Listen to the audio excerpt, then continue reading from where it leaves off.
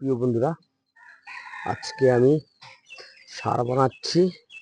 দেখো, এখানে unique acid দেওয়া আছে, এখানে 2 গাছ শিংকুচি হাড়ের গুঁড়ো আছে, আর এখানে বাদাম খোল এখানে বাদাম খোলটা ঢেলে দিলাম। দেখো, বাদাম খোলটা ঢেলে দিলাম। আর এখানে সর্ষার খোল দেওয়া আছে, সর্ষার খোল। দেখো, সর্ষার খোল দেওয়া আছে। আর এখানে আছে নিম খোল দেওয়া আছে। দেখো, দেওয়ার পরে এইগুলি সব মিক্সিং হবে।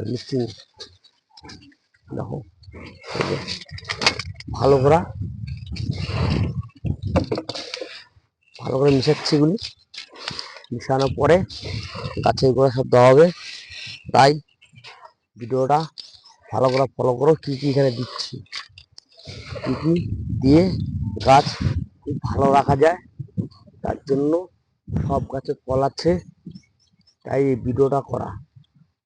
আমি কি কি খাবার দেই সেটা তোমাদের মাঝে যে তুলে ধরলাম। ভালো লাগলে লাইক, শেয়ার, কমেন্ট করো। এই এই এই সারটা মোটামুটি বিশাল কাজ। তোমরা একবার দাও, তোমরা বুঝতে পারবে কাজটা কি। এবার আমি কি কি স্প্রে করি সেই ভিডিওটা নিয়ে আসবো আমি তোমাদের মাঝে।